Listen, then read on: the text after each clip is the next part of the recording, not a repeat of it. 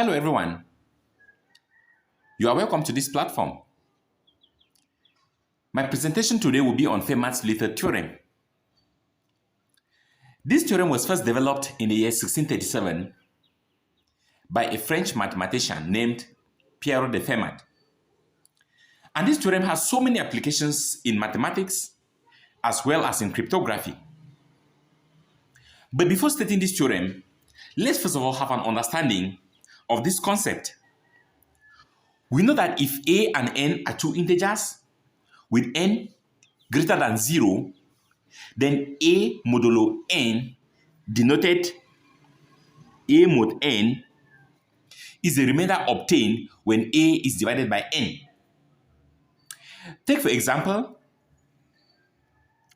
12 mod 5 is the remainder obtained when 12 is divided by 5, and that remainder is 2.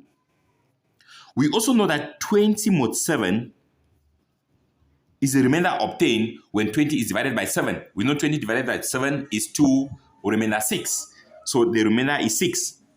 And we also know that 2 mod 5 is 2. That is 2 divided by 5 is 0, remainder 2. Good. When two integers, say a and b, have the same remainder, when divided by the same positive integer, say n, then a and b are said to be congruent in mod n. And this is how it is written. When a and b are congruent in mod n, then this is how it is written. We say a is congruent to b in mod n, meaning that a and b leaves the same remainder when divided by n.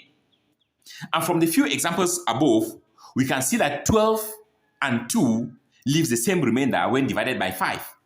So we can say 12 is congruent to 2 in mod 5. And whenever this holds, 5 must divide 12 minus 2. So we're saying that whenever a is congruent to b in mod n, then n must divide a minus b. That is, n must be a factor of a minus b, or a minus b must be a multiple of n. Now we get to the Fermat's theorem itself. The Fermat's theorem states that if p is a prime number, and if a is any number not divisible by p, then a raised to the power p minus 1 must be congruent to 1 in mod p. That is, the remainder obtained when a raised to the power p minus 1 is divided by p is always 1. Let's verify this using some few integers. Let's take a to be 3, and our p, that's the prime number, let's take 5. Let's check whether 3 raised to the power 5 minus 1 will be congruent to 1. We know that 3 raised to the power 5 minus 1 is actually the same as 3 raised to the power 4, which is the same as 81. And we know that 81 mod 5, that is the remainder obtained when 81 is divided by 5, is 1. Because 80 divides 5 without a remainder. And so 81 divided by 5 is 16, remainder 1.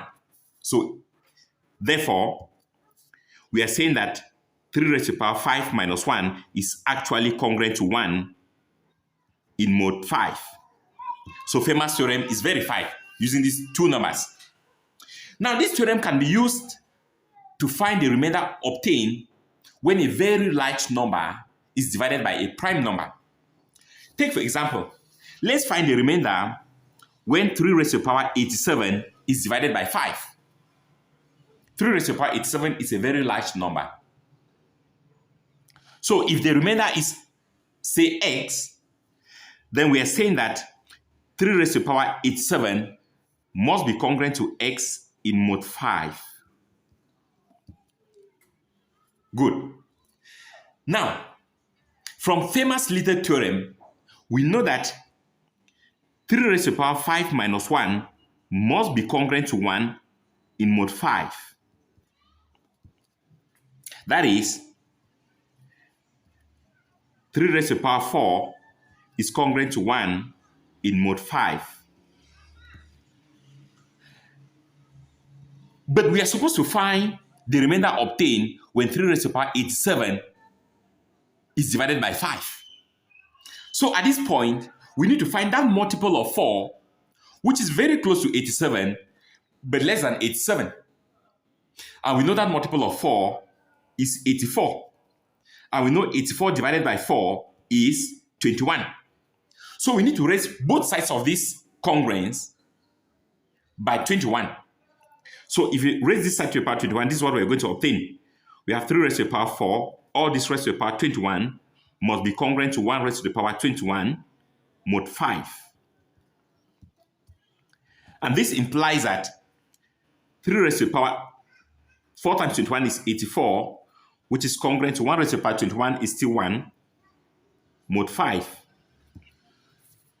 Now we see 3 raised to the power 84 is very close to 3 raised to the power 87, but it's not yet 3 raised to the power 87. So what we need to do now is we need to multiply both sides by 3 raised to the power 3 so that the left-hand side should give us 3 raised to the power 87. That is, if you take 3 raised to the power 3 times 3 raised to the power 84, this must be congruent to 3 raised to the power 3 times 1 in mod 5. So this implies that 3 raised to the power 87 is congruent to 3 raised to the power 3 is the same as 27. So this is congruent to 27 in mod 5. And we know 27 mod 5 is the remainder obtained when 27 is divided by 5. And this remainder is 2. So this is congruent to 2 in mod 5. Therefore, we are saying that 3 raised to the power 87 is congruent to 2 mod 5. So this implies that our remainder is 2. That is, the x we are looking for is 2. Let's take the second example. Let's find the remainder when 5 raised to the power 284 is divided by 7. Let's call the remainder r. So we are saying that 5 raised to the power 284 is congruent to r in mod 7. And from Fermat's theorem, we know that 5 raised to the power 7 minus 1 must be congruent to 1 in mod 7. That is, we are saying that 5 raised to the power 6 is congruent to 1 in mod 7. And so we need to find that multiple of 6, which is very close to 284, but less than 284. And we know that 282 will divide 6 without any remainder. And it will do so 47 times. So we need to raise both sides to the power 47. So 5 raised to the power 6, all raised to the power 47, must be congruent to 1 raised to the power 47 mod 7. So this implies that 5 raised to the power 282 is congruent to 1 raised to the power 47 is just 1. So this is 1 mod 7. So we need to multiply both sides by 5 raised to the power 2 so that the left-hand side should give us 5 raised to the power 284. So if you multiply both sides by 5 raised to the power 2, this is what we're going to obtain. We're going to obtain 5 raised to the power 2 times 5 raised to the power 282, which must be congruent to 5 raised to the power 2 times 1 in mod 7. So this implies that 5 raised to the power 284 must be congruent to 25 mod 7.